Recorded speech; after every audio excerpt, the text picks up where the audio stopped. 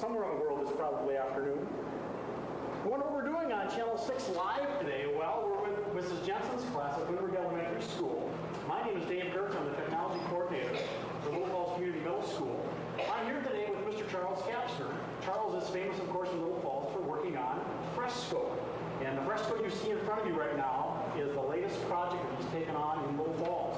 Today's program is an update as to what the Fresco is and exactly what Mr. Kapsner is doing today with Lindbergh Elementary School. I do want to welcome all the viewers in Channel 6 land. You do have questions. We have a phone number for you to call on your screen right now. Area code 320-616-3275, or you can email us at fresco@mset.k12.mn.us. Today's broadcast is informational, brought to you totally by the great efforts of the Video Production Club under the great direction of Mr. Jerry Abraham, who's standing right back behind me. Mr. Jim Norwood and Mr. Greg Beck on cameras. We have Mrs. Jensen's class here live today, so you can ask questions too as we go along. We have Ms. Julie Better-Schubert, who's doing some video for a class for Lindbergh Elementary. And of course, we've got Mr. Charles Kapsner, who is on the scaffolding. Chuck, how you doing today? Good, good. Good morning, everybody. Which camera do I need to look at? You can right back in there. Okay. Great. There's Charles right there. Hello. We're going to be doing a little candid interviewing for Charles right now. And right now, Charles, before we start talking about the Fresco once again, we did a broadcast last May before you finished phase 2 of this Fresco project.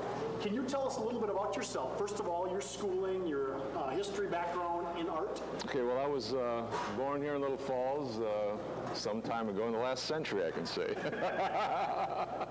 At any rate, I attended Lindbergh School, kindergarten, and my first painting experiences were actually in this room. I had a little chat with some of the kindergartners yesterday or the day before.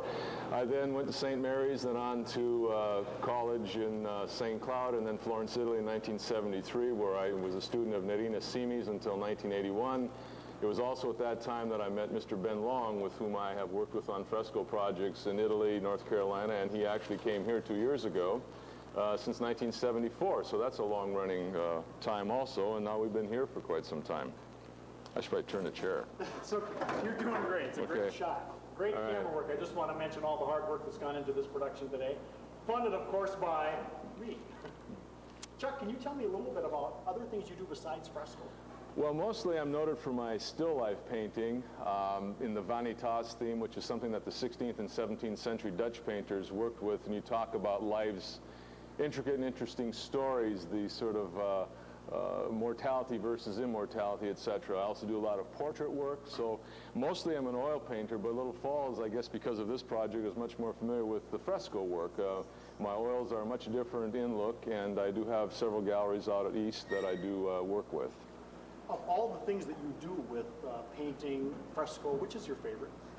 Well, I have to say that in all honesty, my first love is drawing. I love working with graphite and charcoal, and I think because of all the time I spent in Madame Simi's studio, she had me draw all the time, and whenever it came to bringing my oil paints into class, we always had a little ongoing battle about painting and whatnot, and she said, well, one day you'll understand why I want you just to draw in this class. And certainly Fresco does incorporate a lot of drawing, because I've got to do all sorts of studies prior to being here on location. And obviously I love oil painting, but if it was, my first choice would be drawing. Charles, can you briefly describe the art of fresco? Now, you've been involved in fresco for quite a while, yes. studying in Italy. Yes. What is fresco? I know it means fresh. Tell us a little bit Correct. about it. Well, fresco, unlike any other, let's say, mural medium, is the wall itself. For instance, each day you lay a fresh piece of plaster into which you work with water-based pigments. So the paint is actually absorbed into the wall itself, and in the drying process called carbonization, the colors are linked. The pigment is bonded with the calcium carbonate, which is the lime itself. So fresco is the wall, where other murals, for instance, miraflage would be painting oil on canvas and then mounting the canvas onto the wall, or like the murals we have here in town are with enamel paints.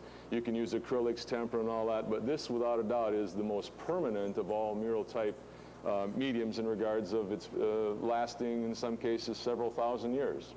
And this fresco goes back years, centuries ago, the original fresco. Oh, yes. About Michelangelo's Sistine Chapel. Well, even before that, because there's records of the Egyptian pharaohs in the 1500 BC hiring the painters from Crete to fresco their palaces. And of course, in the tomb paintings themselves in ancient Egypt, those are all limestone walls, and so they would use a lime wash on the wall, at which they would then paint into that. So its inception goes back a long, long ways. However, we're most familiar with Michelangelo and the Sistine Chapel.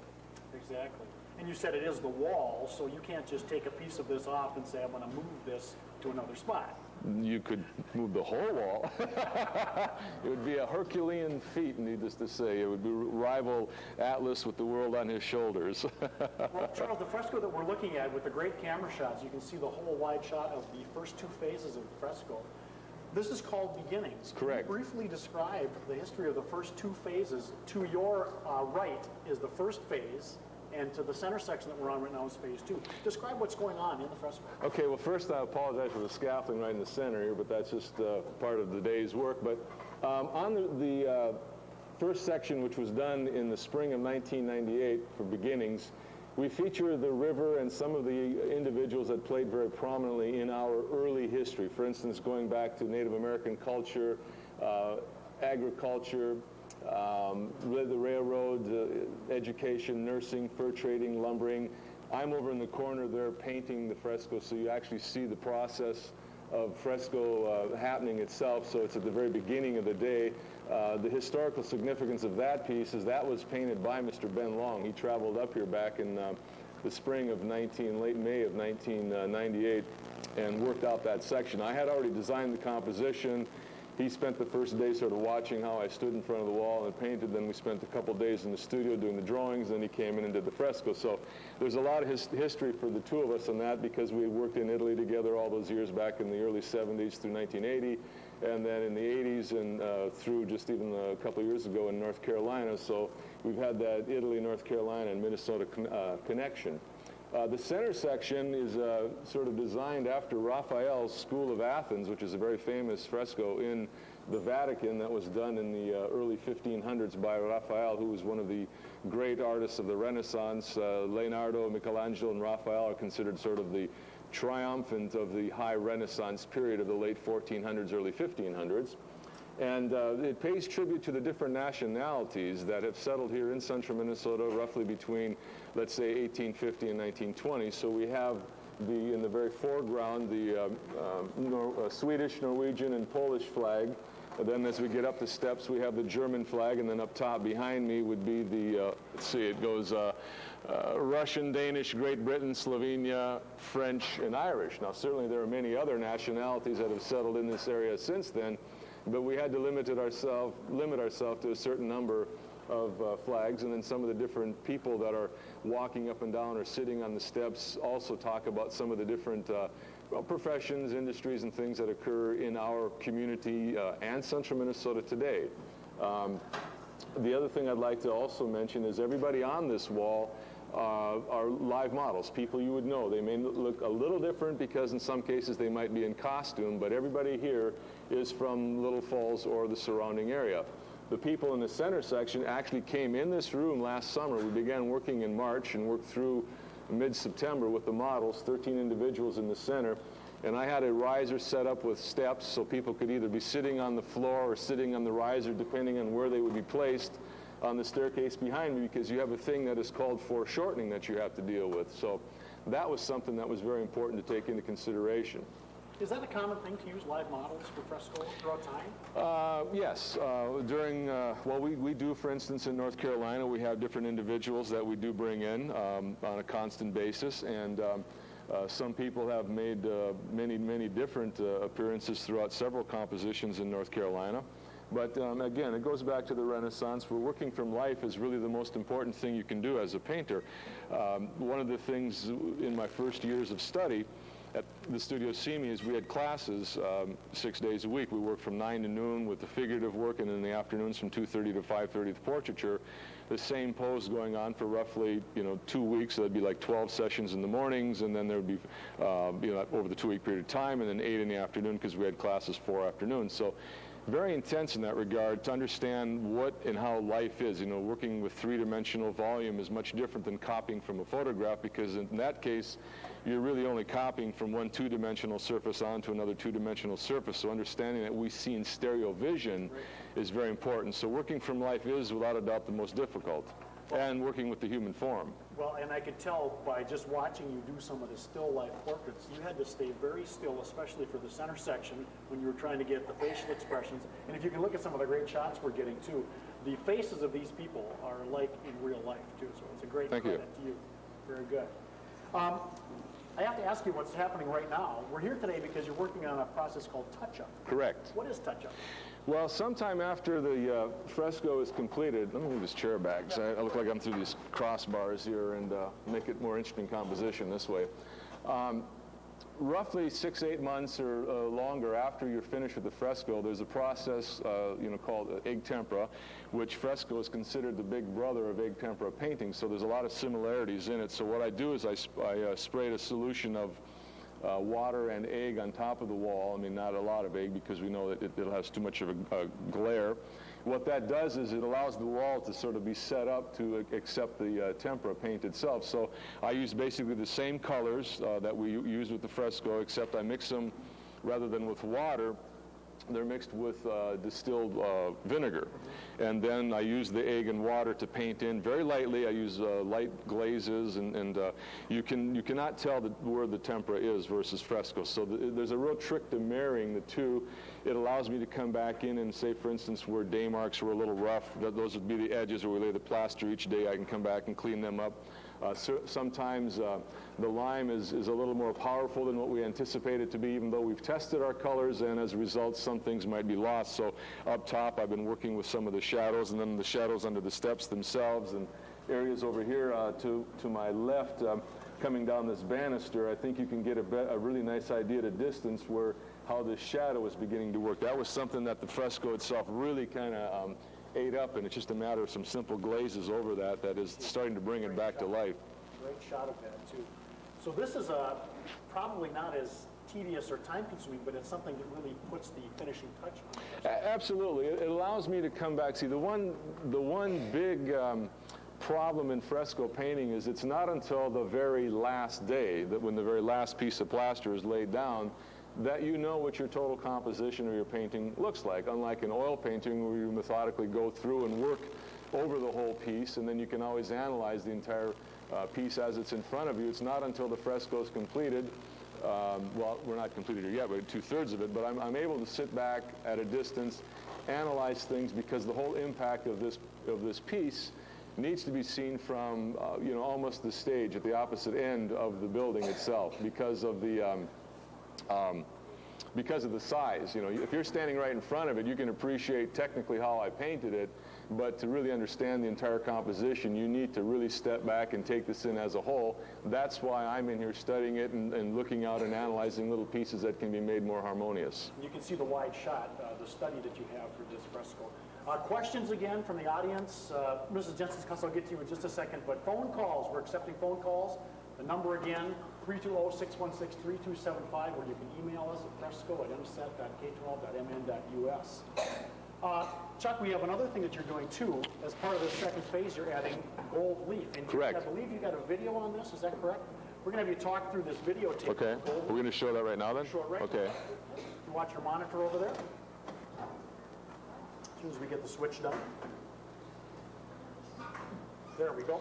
What you see here, this was taken the other evening, is gold leafing is another part of fresco painting that you can incorporate. Again, as I mentioned earlier, fresco is the big brother of tempera painting, and those of you who are familiar with some of the old icons of the 13th, 14th century, or even the tempera paintings, they used a lot of gold, and it adds a nice mirrored image. And so what I do first over the area, I'm actually applying the second layer of gold on this part. You have to decide which areas you're going to be gilding, and so the very first thing I do is I paint a shellac over the wall, which then seals the wall itself, because the wall is still porous. And so by sealing it, it then will allow me to paint the oil gilding solution on top of the wall, which I have to paint 12 hours prior to coming in here. Once that is done, you can see I then lay the foil sheet up against the wall. I think we'll see that. Okay, here we go. I'm kind of touching the bars, unfortunately, in the way. But basically, the gold comes in these small sheets that are roughly about 3 3/8 inch by 3 3/8 inch square. And they are attached to a piece of tissue paper, and that allows me to lay it against the wall, and then, as you see, brush it with the brush.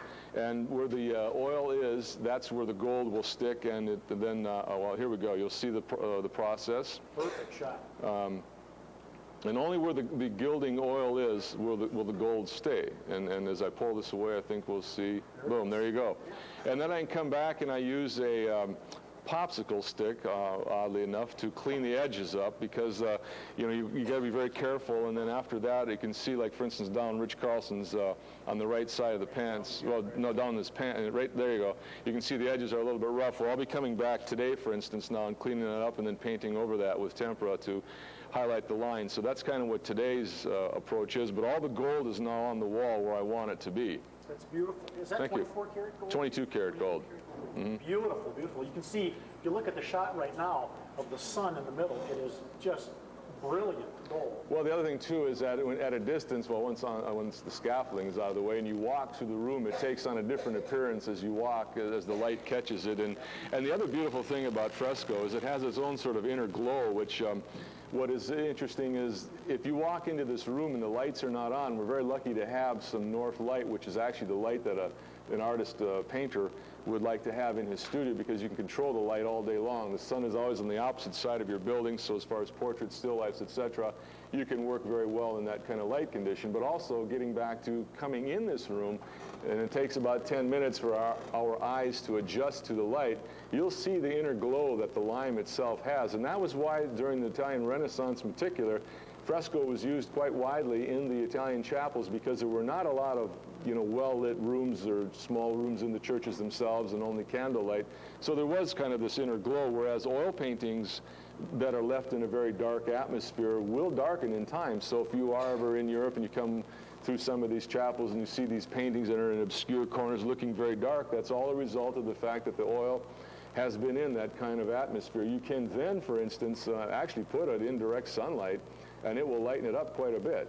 It's not something I'd suggest if you don't know what you're doing, because as we all know, sunlight can greatly bleach things. We know if you leave furniture in your sun porch, your sunroom, what happens to it. Above all, never have your artwork hanging in an area that has direct sunlight coming in on it, especially watercolors, prints, and drawings, because it will destroy them over a matter of time. That's amazing. I didn't know that. Right, and of course now fresco, these colors are light fast, which means they can take that kind of beating, because back in the 1700s, the Venetians used to paint the facades of their buildings and palaces in fresco. That would be the front. So if you can imagine your house having a painting like this, that's what they would do. And it was only during the onslaught of the industrial age in the late 19th century with coal and that type of air pollution that it started to eat up these pieces, because calcium carbonate is very sensitive to fluoride, chloride, fluorocarbons, carbon dioxide, carbon monoxide, etc., acid rain. So that would be one of the main destructive elements attacking these pieces. Wow. Just to take a little sidelight right now, I know Mrs. Jensen's class might have a couple of questions that I'll ask Mr. Kapsner. I'll take 3 people first of all, and then we're going to go to questions from the phone if we have any, and then we'll go with phase 2. Okay, cool. First of all, yes, Keisha. How did you reach the paint up that high? Okay, there was one more level of scaffolding on top of this when we did the painting itself. I only have 2 here right now, but when we were working the first couple of weeks, or a few days on that side and the first few days up here, there's one more layer like this. Charles, how big is this fresco, just so the audience knows again, this particular one beginnings? It's 18 by 41.5 feet. The one downstairs is 9 feet by 26 feet, so it's a lot smaller. And for your information, audience, also, if you want to learn more about the fresco, downstairs there's a great display by Chuck Stone, who kind of documented the fresco on the process of fresco that's a little more in-depth than we're going to talk about today. Another question from the audience. Yes? When did you start fresco painting? When did you start fresco painting yourself? You mean this fresco or his own first fresco? Oh, his own.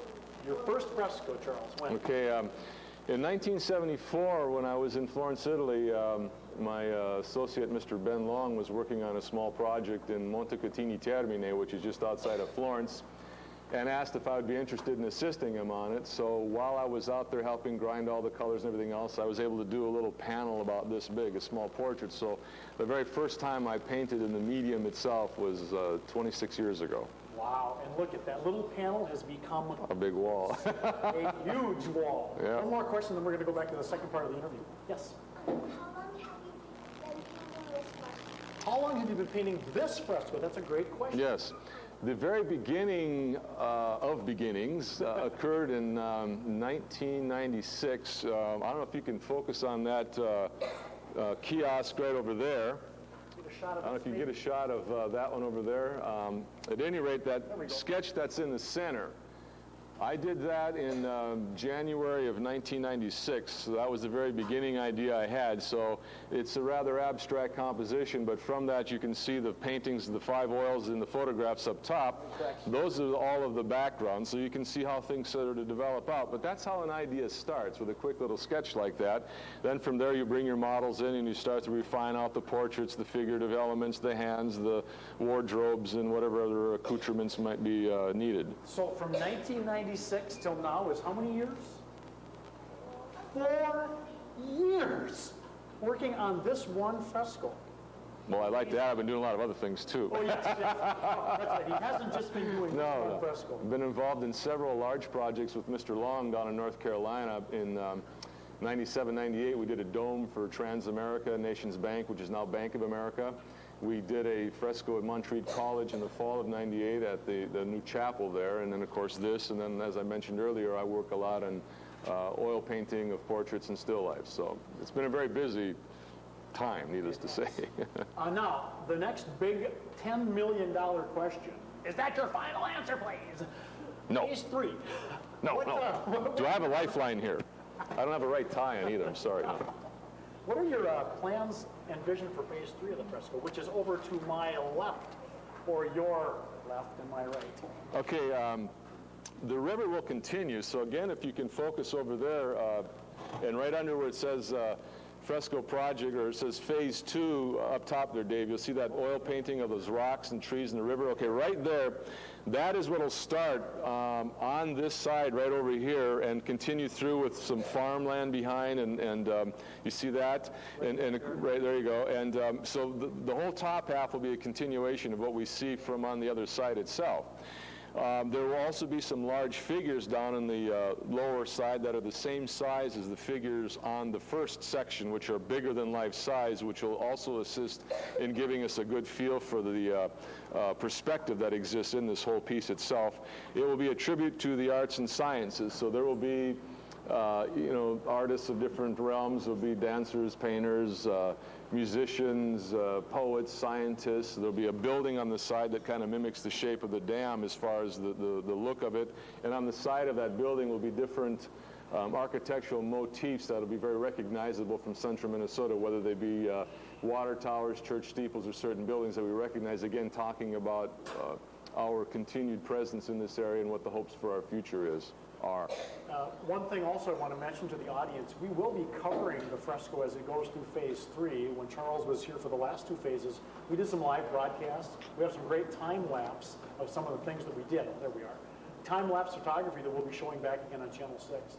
Charles, what are you at as far as phase 3 preparations? What's going on as far as the art part of it and maybe the fundraising part of it? Well, as far as the art part of it, I do have all of the necessary elements for the top part itself, as you just saw. It's just a matter now of scaling them up onto a compositional drawing and then getting them up to full size. I have one of the drawings of one of the figures already completed, and I just have to now sit down and decide who all of the other people will be. So through the course of the summer and fall, I'll begin to work on that. The actual painting itself will not occur until after the first of the year, because of commitments in North Carolina with my main person, Mr. Roger Nelson, who lays all of the plaster and is sort of my chief associate, and he works in that same capacity with Mr. Ben Long in North Carolina, and they're currently working on a large project in Statesville. So no matter where we're at in that regards, we have to wait until then. As far as the fundraising, we've been very lucky to have gotten another grant from the 5 wings. We also got a commitment from Minnesota Power for $10,000, which they generously gave 5 up front with 5 to match. So we're currently now working on other grants and hoping that individual service clubs and those who wish to support the project will continue to do so. We also have some people exploring opportunities outside of the community for some larger funds, and that is going on as we speak. So I'm hoping that by the end of the year, the necessary money to complete the 3rd and final section of this fresco will be in place so we can go to work and get it done, and then you won't have to hear that part anymore. You can also check out Charles's web. There's a website dedicated to the fresco, www.buonfresco, BUONFRESCO.com. And that is that's a live one right now. That's going on with updates and things, basically the history of the fresco. Right, and also it is a multimedia site, so I believe there's something like 15 streamers on it right now. So you have to, so you can actually watch video and listen to some airtime on it. And it also focuses a lot on how the children are involved with the project as far as Arts Alive Week and some of the songs they write in different routines. So it covers a lot of elements of this piece educationally and historically. In fact, the program, we just got done with the 3rd graders program. You guys did a great job. They did the program about Little Falls and the songs that were written basically about the fresco, and it's a learning experience that's been incorporated into an integrated unit. Another thing, another site that we do have, this is not up right now, but we do have www.msetk12mnus/fresco camp. We do have a live fresco camp. It is not operational right now, so if you go there, you will see a blank screen. But as the fresco continues to proceed, we're going to put that back on so you can get live updates minute by minute, what's happening with the fresco. That was a pretty cool site when we had that up last time. Yes, it allowed friends of mine from North Carolina and Florence, Italy to check in, and it'd be interesting, all of a sudden the phone would ring and there'd be someone from Florence calling saying, "Oh, we're watching you on TV right now." And it's like, it's kind of wild to think about. Here they're calling in Italy, and they're watching what we're doing here. So the wonderful advancements in technology and how we're using it here in this school is really remarkable and something the community should be very, very proud of. I want to thank Jim Nord for setting that up too. Another thing, Jerry, how long are we going today? I just want to make sure. Keep going. Do you have any questions from the audience? Again, I'll take 3 more questions before I go back and ask Mr. Capps. There's some other things that I've got. Devin, what do you have?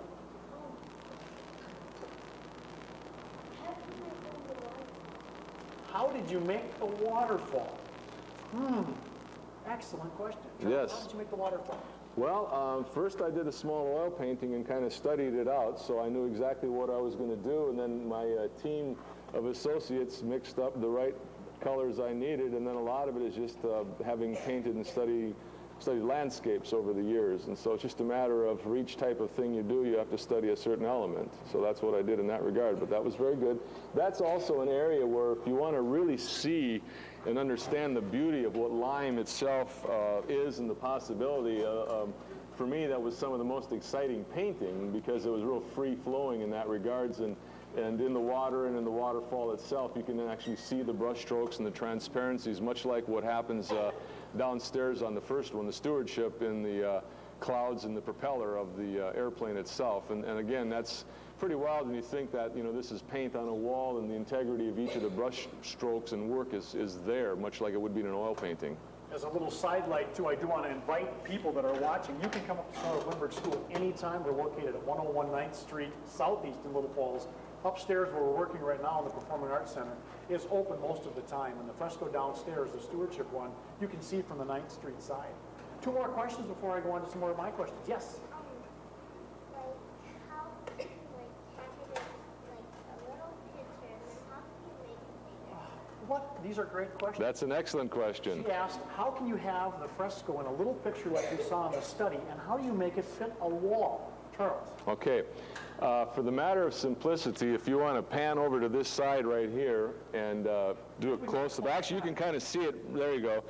But on the wall you see 1 foot squares, there we go. All the way along. So what I do is I start at my studio with a similar format, but on a piece of paper, and I have 1 inch squares. So each 1 inch square on my paper equals 1 square foot. And so whatever I draw in that little bitty square on my paper, when you make it this big, you just translate the lines from how they are that big to how they are that big. And with that in mind, I then get the full-scale drawing. So I have to sit down and do a drawing, for instance, like that group right over there. There is a big drawing rolled up in my studio that is 7 by 10 feet, but it was done from a little bitty drawing like that, magnifying it up.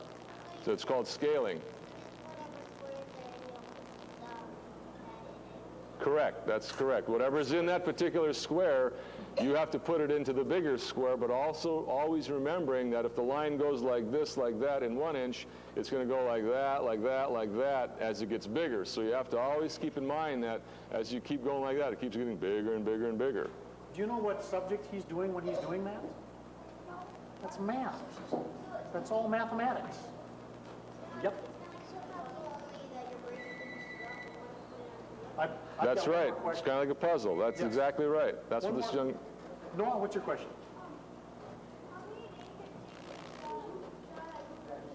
Excellent question. How many days did it take you to draw the group of people, the original group in phase 2? Okay, that's... let me think.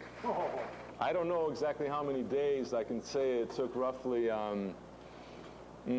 about 6 months, because I had to work from all of these people had to find time to come to my studio where I did portrait drawings of them and gesture drawings of them, and then I did the large drawing in my studio. So it probably took, like I said, about 4 or 5 months maybe. I think, in all honesty, that is how much time. But then coming here and painting it didn't take that long at all, because I'm painting into fresh plaster. So what I start in a given day, I have to finish. And I think you kids saw when he was painting up here a couple times that there was like lines where the day ended, and he had to make sure that that got all finished in one day, or else the worst thing that could happen is you'd have to take it all off and start over again. How do you get the lines off? How do you get those day lines off, Charles? You mean those lines right there? Yeah. No, these lines will stay on, because you see there's a piece of plaster on top of this. See, this, for instance, rough coat of plaster, those will stay because that paint is in the wall itself. So if we have to scrape those lines off, or scrape plaster off, they come back out. So you can see right here, for instance, here's where some plaster's actually been scraped off the wall, and you can see that the lines remain on the wall itself. Excuse me, but each piece of plaster, I mean each day, as we lay that fresh piece of plaster, that's roughly about 1/4 of an inch thick. So we cover all of this up. So this wall, when I'm done, will be about 2.5 inches thick. You have to mention, too, that what you see in front of you is the result of many hours of background work, not only by Charles, but by artists and also by basically construction workers to make sure we have the right surface on this wall. And the lime plaster that's back behind all of this was applied about 2 years ago. I think it was 2 years ago. Actually, it's longer than that, I think. I believe the first scratch coat was put up in early '96, and then we put another one up in late '96, and the third and final one was early '97. There are 3 separate coats that are on here before getting to the actual painting itself, and they're allowed to cure out, which makes it a much stronger wall as far as the bonding principles. And over time, it turns back into a piece of limestone, actually. So this wall that you see in front of you, when Lindbergh School was remodeled also in '93 and '94, this was being started way back then. So Mr. Capps has been working on this for over 4 years. I'm going to take a couple more questions in just a few minutes. I have to ask Charles a couple of things that I have on the agenda. Next question that I have, when you're finished with phase 3, what are you going to do to protect this? Downstairs we have a glass wall protecting the stewardship. Mm-hmm. What are the plans for protecting this? Because I know from experience that this can get damaged. Yeah, well, what we'll do is we'll have a railing placed roughly about 3.5 to 4 feet in front of the wall, so people will be able to, come in and enjoy it just by the mere fact of not being able to reach out. So it'll be sort of as we have in Iraq here, a no-fly zone, so to speak. And there'll be fighter jets that'll come in and bomb you if you touch it. And if you touch it, no, but that's something this size, that's all you can really do. I mean, we've done several in North Carolina that are of this magnitude. One being at St. Peter's Catholic Church, which is probably about a foot wider than this or so. I believe that wall is about 44 feet, goes up 16, and then crowns out at about 33.5, and it's right behind the altar, and you can walk up to it, and And again, and the law enforcement center downtown Charlotte, we have one that's about the size of the one downstairs, and that just has a little foot railing in front of it. And you know, you just sort of have to hope that people understand the integrity. There's always that sort of want to touch and things like that, but in our best efforts, that's what we will do. And as it gets older and cures out more, it's a pretty incredibly durable surface. You know, but again, it's not something that, you know, if an accident happens, it happens. Right. You know. As evidenced by the Sistine Chapel, which has been around. Oh, yes. I mean, and again, they can take a tremendous beating, so to speak. Now, when Phase 3 is completed, you're going to have, we're talking about educational packages as we go on here. What has this done as far as the educational aspect for, like Lindbergh School? We mentioned a couple things, but just around the country, like you've talked about, what have people been asking you about this fresco when they've seen it? Well, I think one of the biggest things has been how have the children been using it, for instance, how the faculty here, and so how we reached out to other communities and stuff like that. I think what's really important is what, first thing comes to mind is what Mrs. Ratzlaff has done with giving the children an understanding of kind of what we're doing here. They do their little mini frescoes in 5th grade. They take them all home. And each year, if you were to sit down and analyze how she began this whole process back in 1994 versus now, you will see an incredible refinement just in her process of educating the children how they go about it. And we talked about something else yesterday that she will begin to incorporate next year, and that will actually be probably working with the egg tempera and playing, so it's more permanent for the kids as they paint on these little things.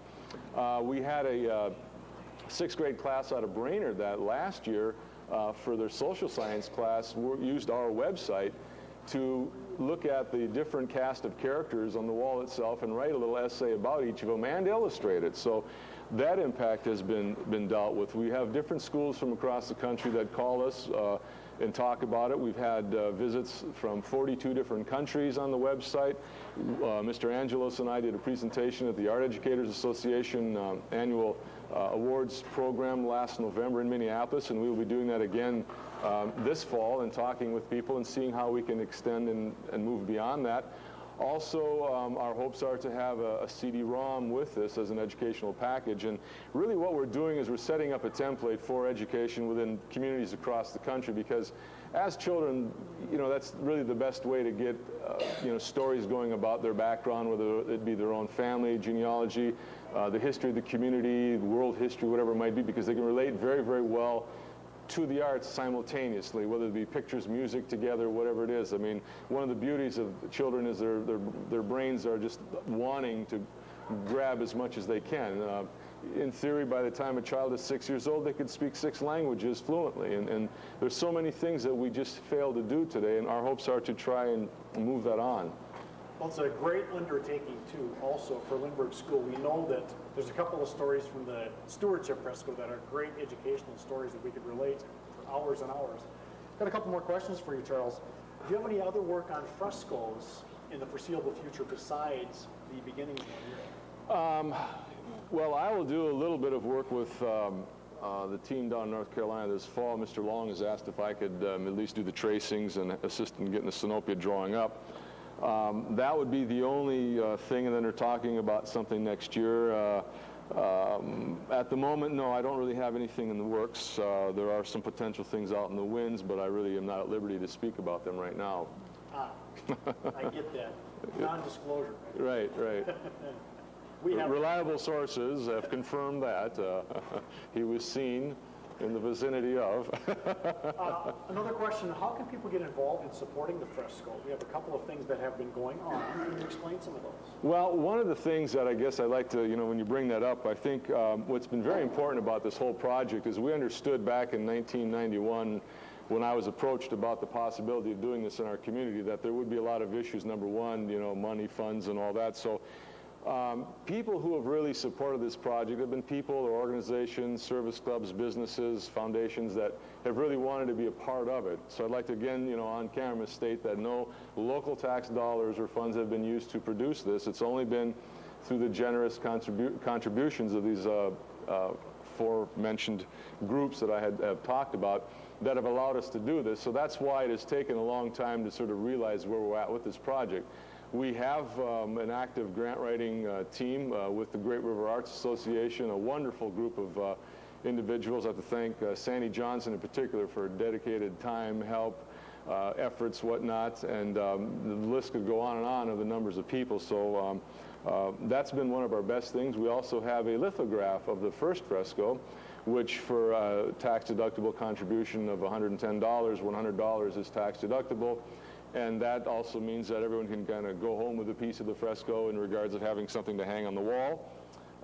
Limited run of 350 of those, and that was published by funds from the fresco.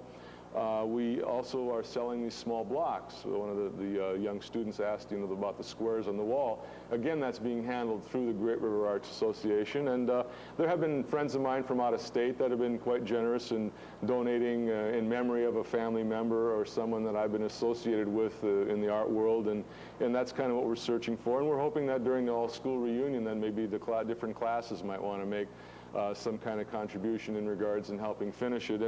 And really the project has been done on a shoestring budget. We've just been very lucky to have gotten this far with it. And when you have anywhere from 5 to 6 people working, you have to take care of these 5 or 6 people not only with salaries, but airfare, lodging, food, and things like that. So, it does get costly in that regard. And we just would love to thank everybody who has helped us to this point, and would just like to see this thing to the end, and then there will have to be no more fundraising for it.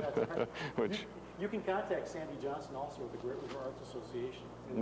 Right, that number is 632-0960. Way to go. Good memory. Yep. We're going to wrap things up in just a few minutes here. Charles, a couple other questions I'd like to pose to you. Sure. You being basically not a teacher coming into a school and doing this, I just need to have your thoughts on what you see happening with kids when they see like this project, and especially the one downstairs. You have to tell the story about Aaron. Can you please do that? We had one young student, this is really quite hilarious and really lovely. Aaron Stump, this was back in 1994. He really sort of took to us. And all of a sudden we had this big fan who was incredibly ingenious, I might add. He would go home and really think about what we were doing. And every day he had these questions for us, and I'd kind of look over and go like, where's he coming up with this stuff? I mean, it was amazing. And then the other thing, his brilliant idea, you talk about fundraiser, we should have hired him back then, was he said, you guys really need to sell those pieces you're cutting off the wall. So he was bagging them up. Well, then he came in one day and he was telling Jeff Hurinenko and Roger Nelson that he'd figured out a way that we could get bigger chunks and sell them for more money.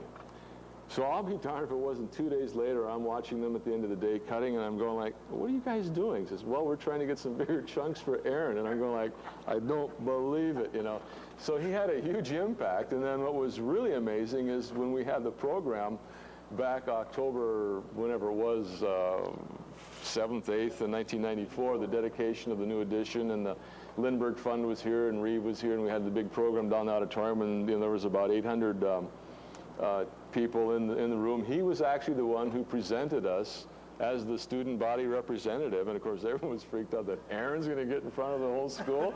And I'll be darned, he got up there and he did a fabulous job. We each got our own little mini fresco, and then I had signed a fresco brush, to Aaron. And of course, when he was thanking me, I said, now, if you decide to sell that, you got to get me a cut on that deal. But he went back and told his teacher, this is how he understood that this is an heirloom. I am going to keep this forever and pass it down through my family. So sometimes it just takes one individual like that to really touch you in a way that you have sweet memories, even among some of the bad magumba that may have been going on. But it was wonderful, and he periodically still stops in here. I'll see him downtown, and he'll ask me how things are going. And well, you remember last year in May we did a live TV, and he came over to check in on us. He was here. He obviously had seen it because they had the TVs on over at the school well, it had been was it middle school, either that or high school, and so he came walking over just to say hello. So that was a lot of fun, and I'm stopped a lot by the children, which I think is wonderful, and I'll be way out in the backyard doing something, and they're yelling over the fence, Mr. Capps, are you going to be painting again, or are you drawing something for the fresco? And so it's had a really good impact on the kids, and they're going to go through life remembering this, so when they have maybe the great fortune to travel to museums or to Europe, and see the major masterpieces by the great masters, they will have understood that. They will have experienced a little bit of that in their life, and that's very unique for them. Well, Charles, I do want to thank you. Fresco, a fresh idea for Lindbergh Elementary School. Thanks a lot for contributing to our school. Thank you, the viewing audience, for being out there. We'll have more Fresco updates in the next 2 years, of course, as we finish phase 3 of beginnings. We'll actually come to the end of beginnings. That's an oxymoron, isn't it? That it is. This is Dave Gertz for Channel 6. I want to thank Jerry and Jim and Greg for all their work. Thank you again, Charles. Thank you. And thank you, Mrs. Jensen's class. We'll see you around.